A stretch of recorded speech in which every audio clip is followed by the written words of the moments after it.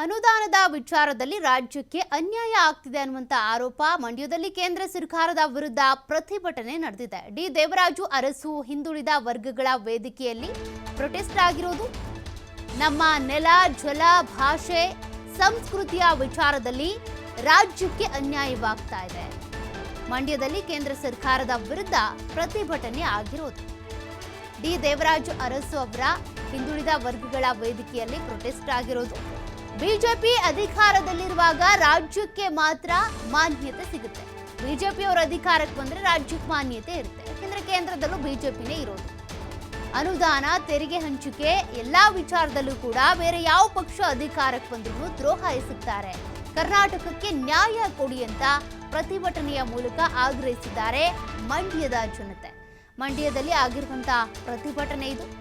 D Devaraju Arasu ಅವರ ಹಿಂದುಳಿದ ವರ್ಗಗಳ ವೇದಿಕೆಯನ್ನ ಶೀರ್ಷಿಕೆಯಾಗಿಟ್ಕೊಂಡು ಅವರ ಅಡಿಯಲ್ಲಿ, ಆ ವೇದಿಕೆಯ ಅಡಿಯಲ್ಲಿ ನಡೆದಿರುವಂತಹ ಪ್ರತಿಭಟನೆ. ಪ್ರತಿ ಬಾರಿ ಕೂಡ ರಾಜ್ಯಕ್ಕೆ ಅನುದಾನ ಕೊಡುವಂಥದ್ದು ಸಂದರ್ಭದಲ್ಲಿ ತೆರಿಗೆ ವಿಚಾರದಲ್ಲಿ ಯಾವಾಗಲೂ ಕೂಡ ಅನ್ಯಾಯ ಆಗುತ್ತೆ. ಮಲದಾಯಿ ಧೋರಣೆ ತೋರ್ತಾರೆ.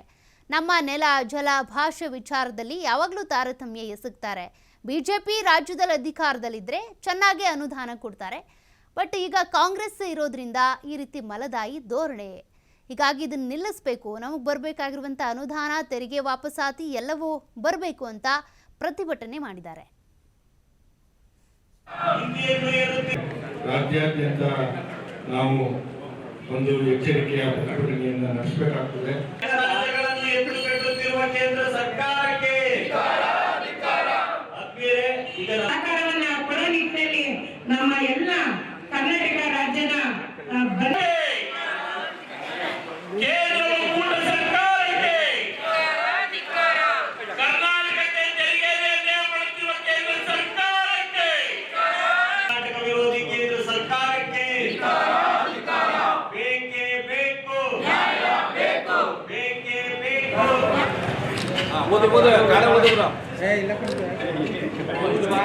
Thank you sir.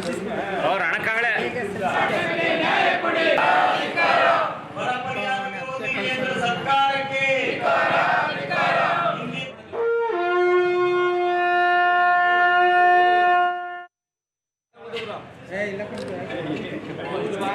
Thank you sir. ಅವ್ರ ಹಣಕಾಗಲೇ ಕರ್ನಾಟಕದ ನೆಲ, ಜಲ, ಭಾಷೆ ಮತ್ತು ಸಂಸ್ಕೃತಿಯ ಮೇಲೆ ಬಹುಕಾಲದಿಂದ ಕರ್ನಾಟಕದ ಮೇಲೆ ಅನ್ಯಾಯ ನಡೀತಾನೆ ಬಂದಿದೆ. ಆದರೆ ಕಳೆದ 10.5 ವರ್ಷದಿಂದ BJP ಸರ್ಕಾರ ಅಧಿಕಾರಕ್ಕೆ ಬಂದ ನಂತರ ಕರ್ನಾಟಕದಿಂದ ಹೆಚ್ಚು ಜನ ಸಂಸದರು BJPಯವರೇ ಆಯ್ಕೆಯಾಗೋದ್ರೂ ಕೂಡ ಕರ್ನಾಟಕದ ಮೇಲೆ ನಡೀತಾ ಇರತಕ್ಕಂಥ ಶೋಷಣೆ, ದೌರ್ಜನ್ಯ ನಿಂತಿಲ್ಲ. ಇಲ್ಲಿ ಅಧಿಕಾರ ಹಂಚಿಕೆ ವಿಚಾರ ಇರ್ಬೋದು, ಅಥವಾ ಆದ್ಯತೆಗಳನ್ನು ಕೊಡ್ತಕ್ಕಂಥದ್ದು ಇರ್ಬೋದು, ಅನುದಾನ ಕೊಡ್ತಕ್ಕಂಥದ್ದು ಇರ್ಬೋದು, ಅಥವಾ ವಿಶೇಷ ಮಾನ್ಯತೆಯನ್ನು ಕೊಡ್ತಕ್ಕಂಥದ್ದು ಇರ್ಬೋದು, ಈ ಎಲ್ಲ ವಿಚಾರದಲ್ಲೂ ಕರ್ನಾಟಕಕ್ಕೆ ಕೇಂದ್ರ ಸರ್ಕಾರದಿಂದ ನಿರಂತರವಾಗಿ ಅನ್ಯಾಯ ಆಗ್ತಾ ಬರ್ತಾ ಇದೆ. ತೆರಿಗೆ ಹಂಚಿಕೆ ವಿಚಾರದಲ್ಲಿ ಕರ್ನಾಟಕ ನಂಬರ್ 2 ಇದ್ದರೂ ಅದರ ಪಾಲನ್ನು ಪಡ್ಕೊಳ್ಳುವಂಥ ವಿಚಾರದಲ್ಲಿ ಅದು ಕರ್ನಾಟಕಕ್ಕೆ ದ್ರೋಹವೆಸಗ್ತಾ ಇದೆ. ಅದೇ ರೀತಿ ಬರ ಪರಿಹಾರ ತಗೋಬೇಕಾದ್ರೂ ಕೂಡ ಕರ್ನಾಟಕ ಕೋರ್ಟ್ ಮೊರೆ ಹೋಗಬೇಕಾದಂಥ ದುಸ್ಥಿತಿ ಇದೆ. ಜೊತೆಗೆ ಇಲ್ಲಿರ್ತಕ್ಕಂಥ ಸಂವಿಧಾನಿಕ ಹುದ್ದೆಗಳು, ಅದು ರಾಜಭವನ ಇರ್ಬೋದು, IT ಇರ್ಬೋದು, IT ಇರ್ಬೋದು, ED ಇರ್ಬೋದು, ಇವು ರಾಜಕೀಯ ಪ್ರೇರಿತವಾಗಿ ಕೆಲಸ ಮಾಡ್ತಾ ಇದ್ದಾವೆ ಹೊರತು ಜನಸಾಮಾನ್ಯರ ಪರವಾಗಿ ಕೆಲಸ ಮಾಡ್ತಾ ಇಲ್ಲ. ಇನ್ನು ಮೇಕೆದಾಟು ವಿಚಾರ ಏನಿದೆ, ಮೇಕೆದಾಟು ವಿಚಾರದಲ್ಲಿ ಇಲ್ಲೆಲ್ಲ ಕೂಡ ಆಯ್ಕೆಯಾದಂಥ ಸಂಸದರು ಕೆಲವರು ಹೇಳ್ತಾ ಇದ್ರು, ಚಿಟಿಕೆ ಹೊಡೆಯೋದ್ರಲ್ಲಿ ಮಾಡ್ತೀವಿ, ಕೈ ಹಿಡಿದು ಬರೆಸ್ತೀವಿ ಅಂತ. ಅವ್ರು ಎಲ್ಲಿದ್ದಾರೆ ಅಂತ ಗೊತ್ತಿಲ್ಲ.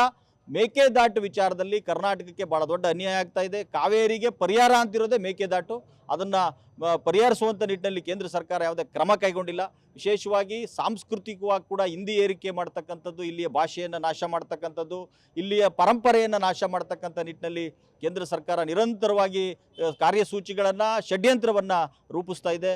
ಜೊತೆಗೆ ಭಾಳ ಪ್ರಮುಖವಾದ ಸಂಗತಿ ಅಂತಂದರೆ ಕರ್ನಾಟಕದ ವಿಚಾರದಲ್ಲಿ ಕೇಂದ್ರ ಸರ್ಕಾರ ನಿರಂತರವಾಗಿ ರಾಜಕೀಯ ಕಾರಣಕ್ಕೋಸ್ಕರ ಏನು ಅನ್ಯಾಯ ಮಾಡ್ತಾ ಇದೆ ಅದನ್ನೆಲ್ಲ ಸರಿಪಡಿಸಿ ಕರ್ನಾಟಕಕ್ಕೆ ನ್ಯಾಯ ಕೊಡಿ ಅಂತೇಳಿ ರಾಷ್ಟ್ರಪತಿಗಳ ಹತ್ರ ನಾವು ಮೊರೆ ಹೋಗಿದ್ದೀವಿ.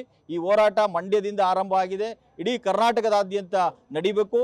ದಕ್ಷಿಣ ರಾಜ್ಯಗಳ ನಡುವೆ ಎತ್ಕಟ್ಟಿ ದಕ್ಷಿಣ ರಾಜ್ಯಗಳನ್ನು ಒಡೆದಾಳುವಂಥ ನೀತಿಯನ್ನು ಉತ್ತರ ಭಾರತದ ದೊರೆಗಳು ಮಾಡ್ತಾ ಇದ್ದಾರೆ, ಉತ್ತರ ಭಾರತೀಯರು ಮಾಡ್ತಾ ಇದ್ದಾರೆ. ಅದೆಲ್ಲ ಸರಿಪಡಿಸಬೇಕು ಅನ್ನುವಂಥದ್ದನ್ನ ಹೋರಾಡಿ ನಾವು ಮನವಿಯನ್ನು ಕೊಟ್ಟಿದ್ದೀವಿ.